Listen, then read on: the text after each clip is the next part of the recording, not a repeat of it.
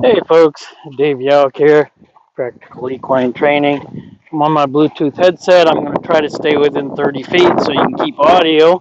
Over here we've got Gracie, a quarter horse, or Appaloosa, something like that. She's got a history of bucking, and she had a lot of health reasons for doing that. She had Lyme disease.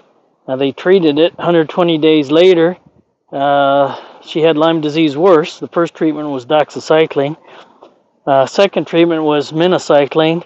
That was She finished that less than a month ago, so we haven't retested to know that she's clear of Lyme, but you can tell she's a lot more stable, emotionally stable. She's also been treated for EPM because she came up about 50% likely, so always better to treat. And she also had really bad insistent strangles. She also got some body work. She had some issues a lot of different places, the back end, the back, I think in the neck. I'm not sure where all it was. And then she also has had an emotional problem. Uh, when she was born, they found her out in a field next to her dead mom. So, that was a weird childhood for her. And then I think, anyhow, there's some deep emotional things that might be associated with that. It's hard to say. Um, so she's had a lot of struggles. I've taken her out on a trail ride a couple times. The first trail ride at Lake Anna, she did great. The second one at Whitney, she blew up on me twice. And then we figured out her Lyme disease was worse than ever. So, yep.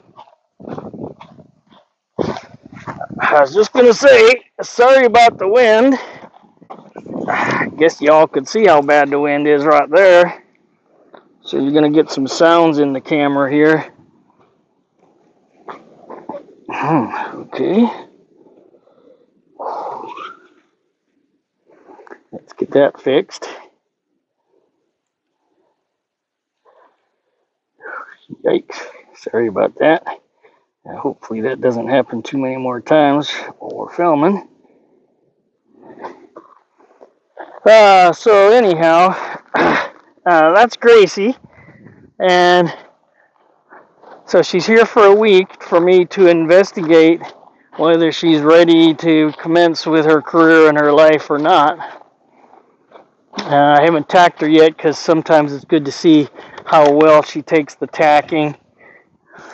So I had a session with her yesterday. Didn't tack her up because I wanted to evaluate her emotional stability. So I kind of pushed some buttons, asked her to back. She struggles to back.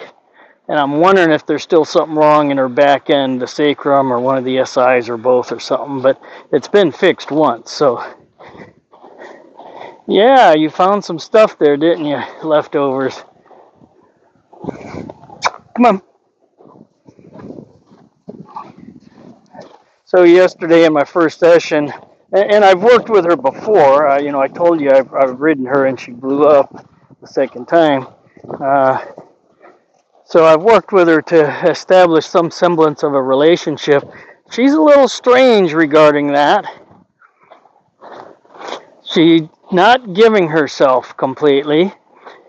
One of the things I mean by that is she reserves the right to make decisions still. And if she doesn't like what you tell her to do, your decision, she might just bump you with her head. She might just completely ignore you. It's hard to say what she's going to do. Very nice, Striker. Got that on camera, huh? But she is an Appaloosa, and Appaloosas are known for being, I'll say, independent. They either bond really, really good with one person, or they kind of struggle to keep to themselves a little bit. Good. This is much better than yesterday.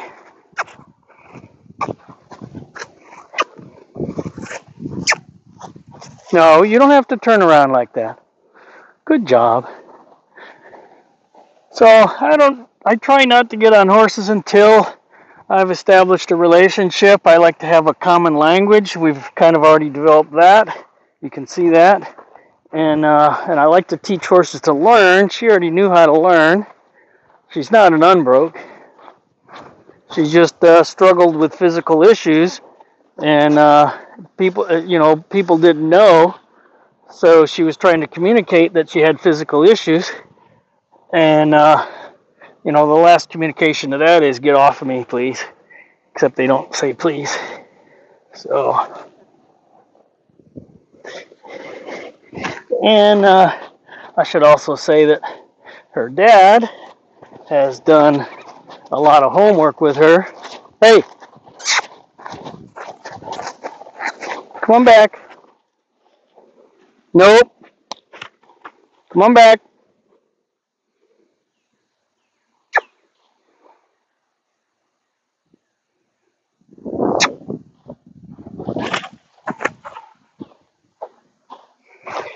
Those little jumps right there, that's sensitized to me.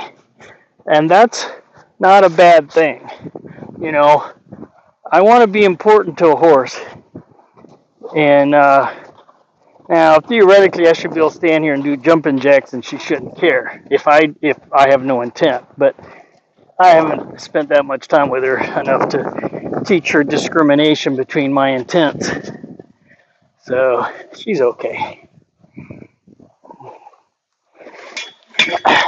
But the walk away, partly I got a gelding over there down the hill you might not be able to see much of, if anything at all.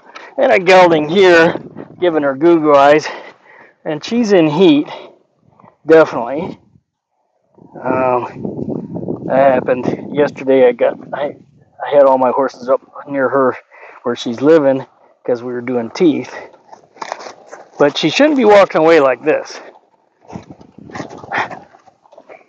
Good. You're okay. You're okay. You ready? No. Good. Good. Good. I see. Hey, where you going?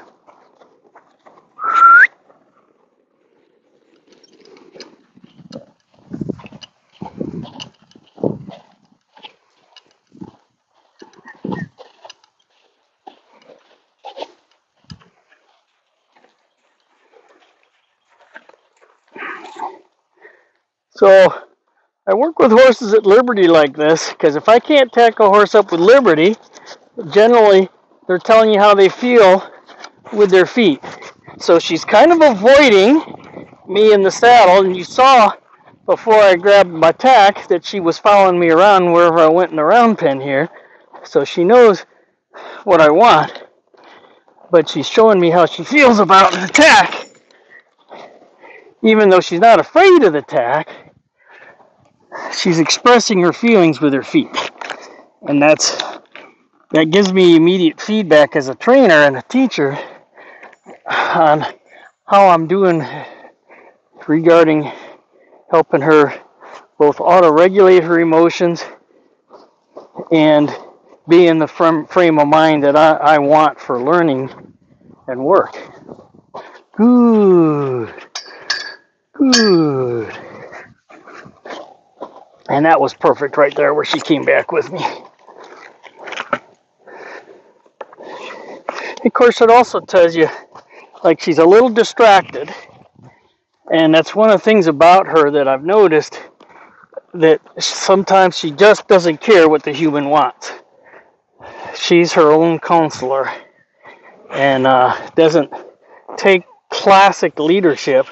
She reserves the right to refuse the leadership. Like, she follows me around when I ask, but now she's starting to walk away, and that's her saying, no thanks, I don't want to follow you. So she's kind of rejecting leadership. That's one way of putting it. Sometimes, when she decides. And of course, I look at it as we have two separate roles in this relationship. I got the big brain, which makes me the decision maker. She's got the big body, which makes her the doer. She's not supposed to make decisions, and I'm not supposed to have to do hardly anything except communicate to her. My job is making decisions and figuring out how to communicate my decisions to her such that she can understand my decisions and implement them.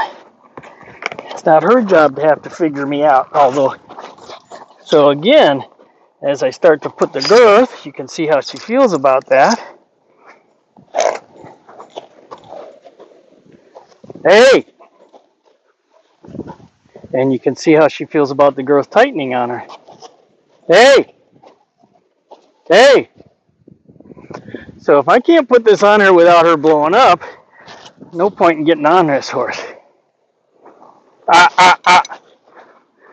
So her walking off like that, I'm going to let her settle, is showing me her feelings. So I'm going to let those feelings come down. I'm going to help her bring them down like this. There we go. What am I going to wait for? Licking and chewing. Reduction of anxiety. Thinking again. Oops, sorry. I didn't bring my hurricane string out. Or my stampede string, or whatever you want to call it, thing that holds your hat on your head.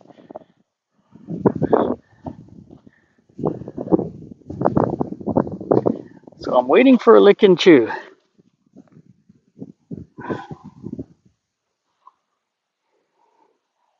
She knows the saddle's on her back. She knows what I want to do with it. Then there's a tiny lick and chew. So I'm going to work on this again and see if she walks off again. You know, almost the only thing I'm doing is just this. And she's complaining about that.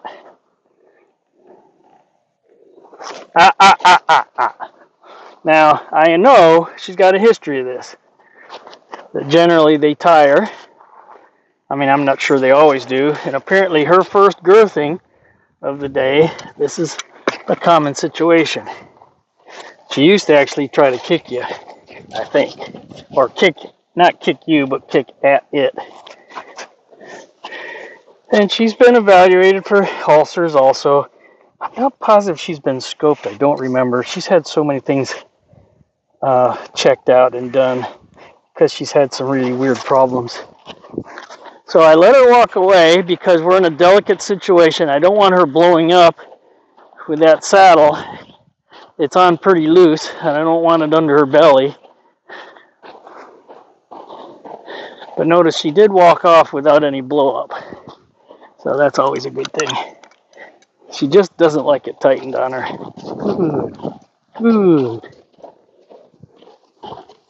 And that can be memory. You know, if she had really bad insistent strongles, which she was treated for, and I'm pretty sure they were darn bad because her top line sucked when I first met her, the tissues under their back muscles are inflamed and hurt. And they don't hurt just necessarily standing there, but they'll hurt when you strap a saddle down and tighten it down, and especially when you sit on their back. So she's got memory of the saddle hurting her back, and especially the rider when they sit in it. So that's why that gives her a good rational excuse for doing for having the feelings that she does. We always got to have that in mind, you know, because you do the same thing with me and hurt me under certain circumstances, and every time I do something that hurts me the same place, I'm not going to forget that right away. I'm going to say, I'm not going to do that. It hurts when I do that.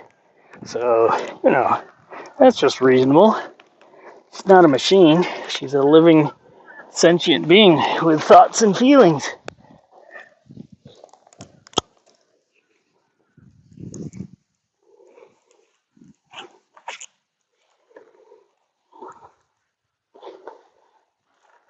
You're okay. Yes. So she's been, must be a fly. She's been kind of auto-regulating a little bit here with her emotions. What I mean by that is I can feel her anxiety come up, and then it comes down, and then it comes up. I'm going to have to loosen some of these straps. This is a little tight on this big old front end of hers. Nice shoulders. Yeah, we got to drop that.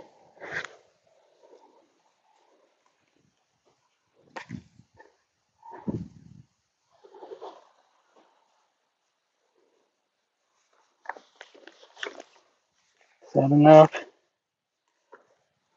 1, 2, 3, fourth hole.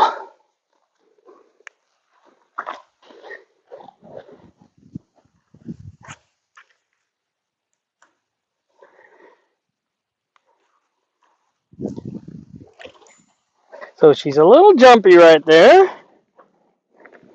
Not sure what that's about. I mean, there's a possibility. Now, I did walk track canter her yesterday without tack on, and there wasn't any bucking. There was some extra energy, but, new place. Horses were out there with their heads hanging over the arena line and stuff, so. Okay. Not going to put the bridle on yet. I'm going to move her around, ask for both a left lead and a right lead canter. Striker, what's with the coughing, man? Whatever. Yeah. Good girl. Good girl. And there's the auto regulation. She's licking and chewing. So she's got anxiety, or she wouldn't be doing that, but she's letting it down herself. That's a good thing. And maybe I better go get some fly spray. Time out. Sorry. You're okay. I appreciate you coming. I'll be right back. Thank you.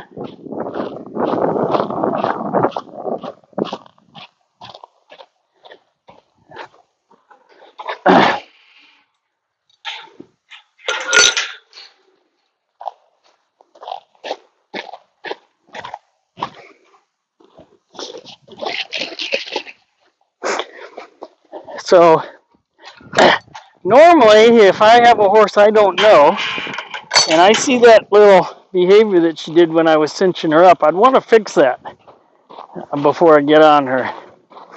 It can develop into something else that you're not going to like. But I know her, and I know her history, so I know she's been ridden without, when she's feeling okay, without too big of a problem. Like I said, I rode her myself for at least an hour and a half or 2 hours without any problem at all.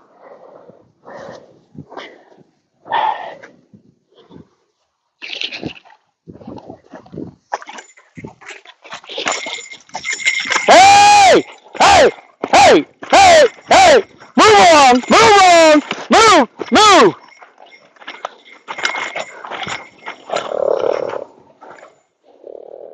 Okay, that was just from fly spraying. Hey!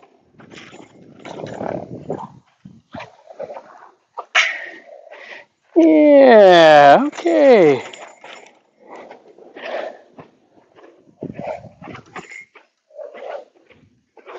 So we have some other problem here. That is defensive reaction, usually indicative of discomfort or pain, but some of it could be memory. It's hard to say whether she's feeling pain or discomfort right now. You can see she just licked and chewed a little bit. So I'm letting her walk it off. Okay, I'm wondering if that proximity of that barrel, that's happened twice over there, when her rear end goes by that barrel, her rear end is sensitive to that barrel's location. So she's spooking on the barrel, and the spook is turned into quite something. Now she's trying to sort it out right now. See all the licking she's doing. She's doing heavy breathing. So she's trying to grab a hold of herself. That's a wonderful thing that she's grabbing a hold of herself.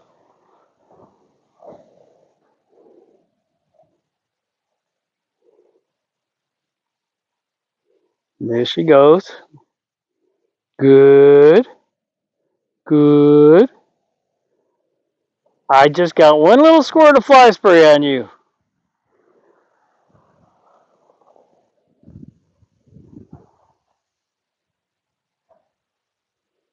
You okay? Okay, let's walk. Walk it off.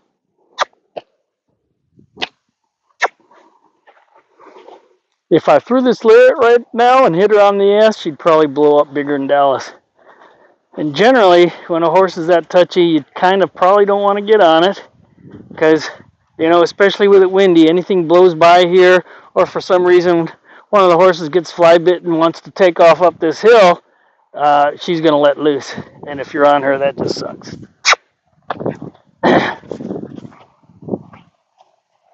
So she's walking very slow with the tack on right now.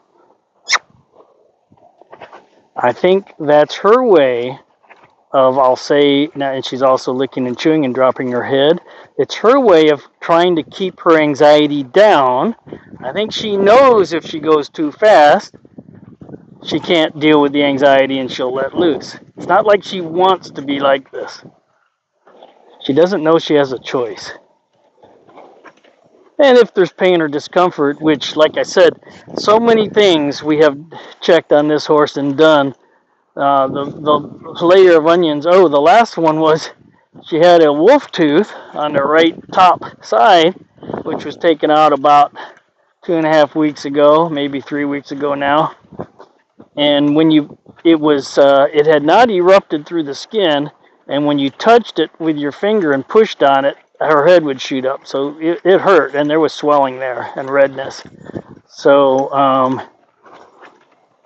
if you put a bit in the mouth when you got a situation like that, you're going to have a horse that might blow up when it lifts its head up because somebody, it felt like somebody stuck a pin in its jaw.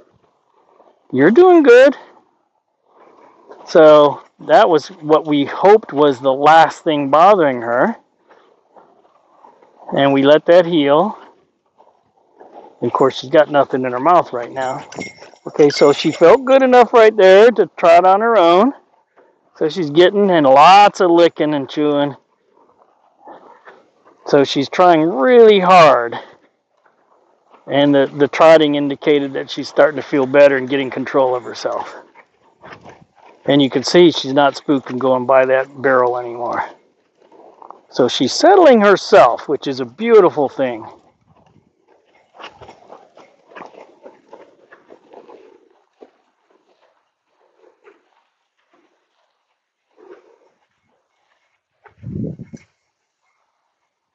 Oh, boogers. I don't have my flag here. It's up in my truck.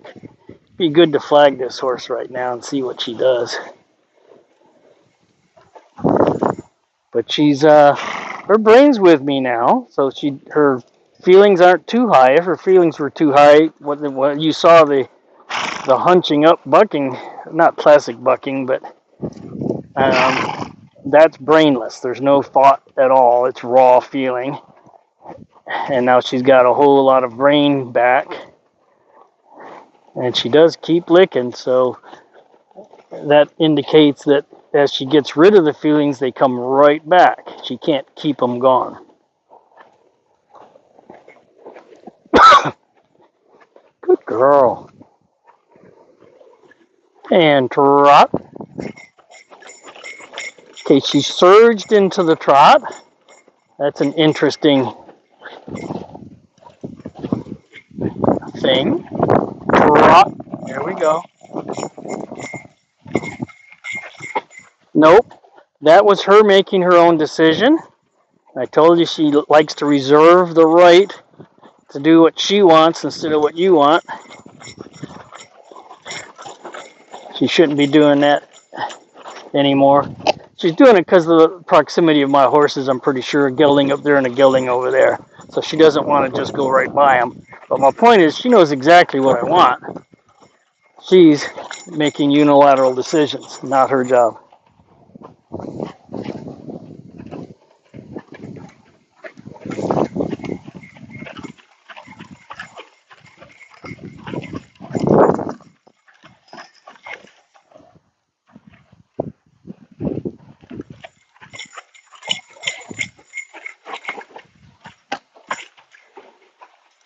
See left lead.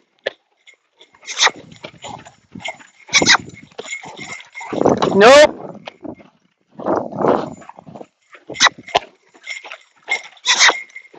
There you go. That's good. No, I need to see the other way before I let you come in. I know. Normally I let you come in after a canter. A good canter transition. She's always had this little head bob going to the right. Theoretically, she's not lame, but it's a weird thing.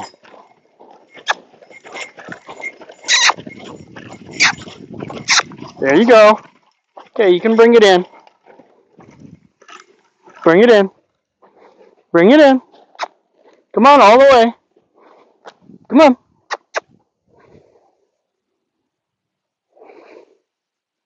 Yeah, I know. You're torn between him and me. I see that.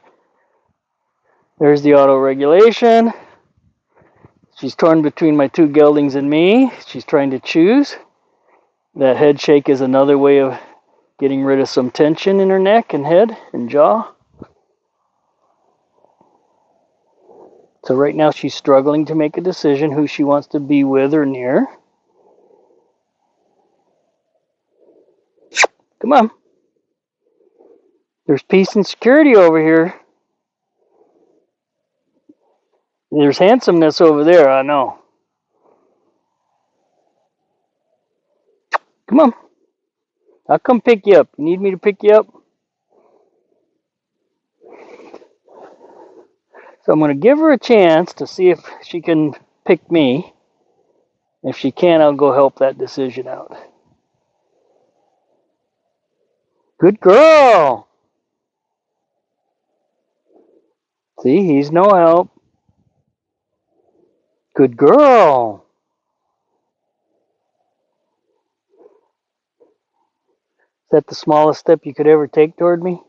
Come on. Now, if she quits and drops her head and goes on standby and lifts a leg, I'm going to definitely go pick her up. Come on. No, he's no help.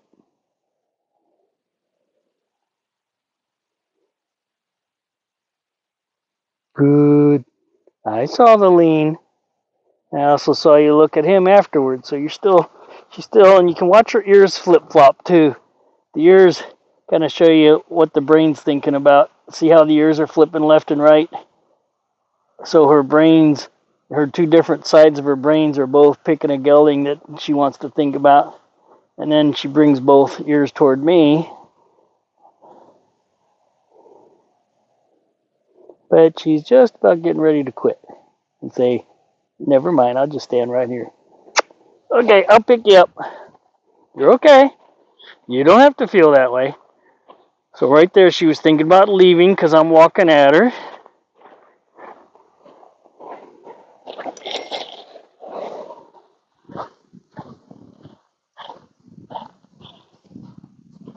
That was interesting. I was reaching up to pet her. I ended up aborting the pet because of her reaction toward it. She did not appreciate it. Now, I will tell you, when she blew up on me, when I was riding her on a trail ride, it happened when I reached down. I mean, I could feel the tension on her, and I wanted to help her with that tension. I reached down and petted her next to her withers. That touch, when I touched her next to the withers, she had the same reaction she did just now, except I was on her back, which caused a bucking explosion. And then I shut her down with a left rein, and I kind of eased off the left rein and let her kind of unwind a little bit and relax. And again I reached down to pet her withers to tell her she's okay. And she blew up a second time. Just that withers touch. It's like she was defending herself right there from me like hitting her or something. I mean, I don't know what that's a little weird. But I don't see this without the saddle on. So it's like she's a little different horse with this tack on her. I don't know what exactly that means yet. You're okay. but no bucking in the canter. But the way she's on edge and the way when I walked up there, I would like to be able to get on her. I might simulate getting on her from both sides and see what she does about it, see what her head does.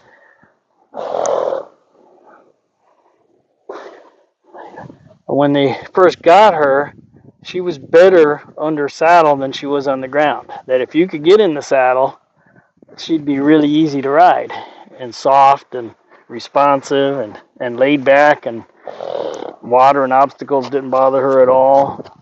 Where are you going?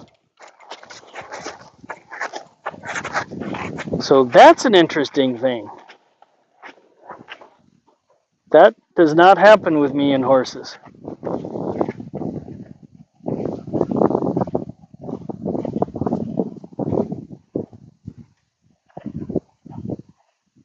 What? You're worried about me. There's a chance she's worried I'm going to get on her.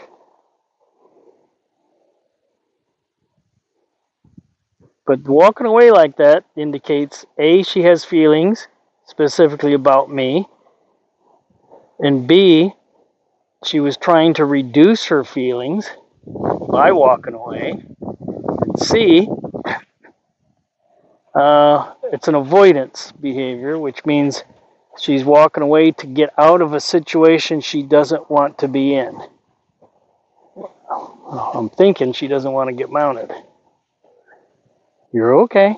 But you can also see she's thinking a lot. She's not just feeling.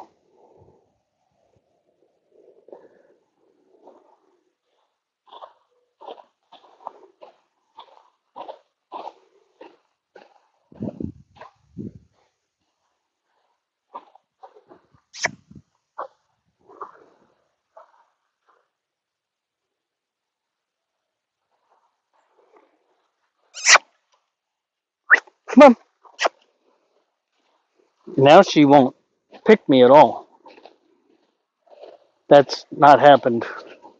I mean, it didn't happen yesterday at all. Anytime I asked her to come with me, she came with me. So there's a barrier right now of some kind. Of course, I did attempt to fly spray her. You would think I might come stop this, go up and retrieve my flag out of my truck.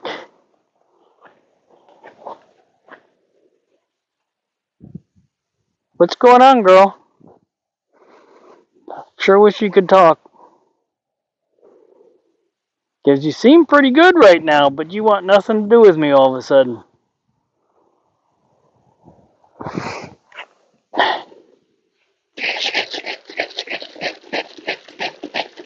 Really?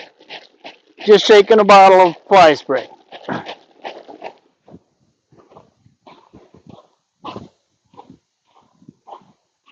You're okay.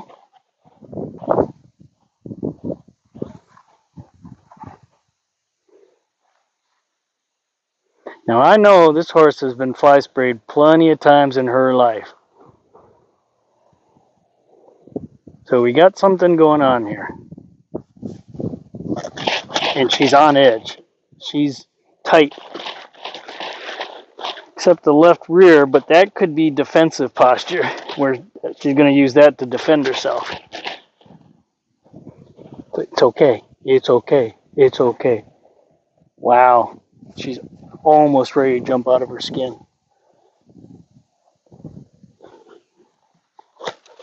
It's okay. It's okay.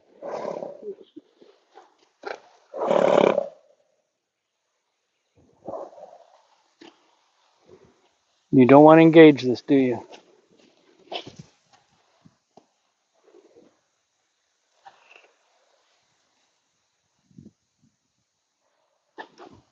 You're okay. You're okay.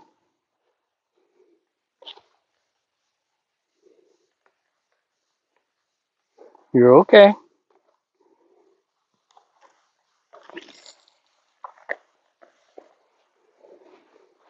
She's really close to blowing up. You're okay.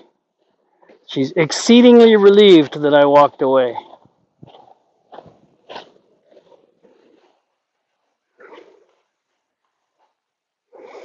And now she's nice and calm, licking and chewing.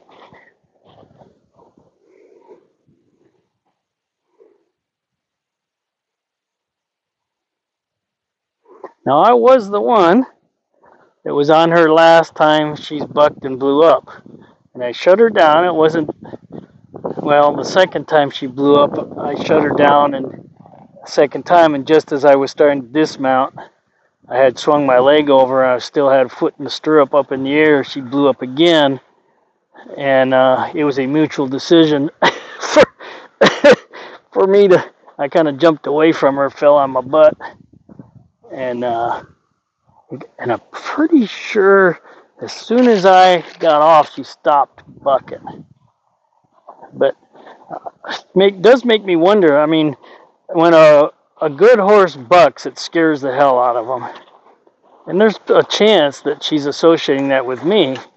Although without the tack on and without this fly spray, well, no, that without the fly spray, she wasn't following me around. But you can see this is all avoidance. She absolutely does not want this in my hand.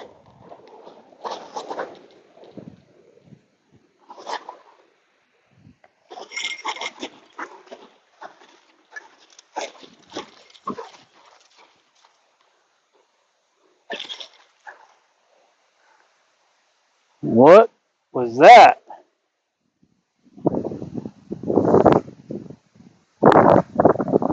Now, of course, it is a windy day.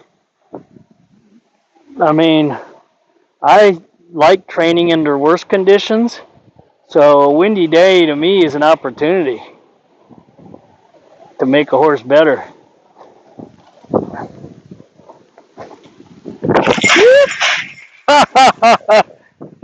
Yeah. Alrighty. Well, so I'm going to go ahead and hit stop on this recording. This is part one. You can all come back for part two. I'm going to go up and get my flag and do a little spook in place with her, but she's in a weird place, and I'm not sure that she's going to learn anything from spook in place. We'll see. Well, I'm hoping the camera kept recording while it fell. I didn't think to check and make sure it was still recording. Yikes. Oh, it is. 38 minutes. Okay, stand by for part two.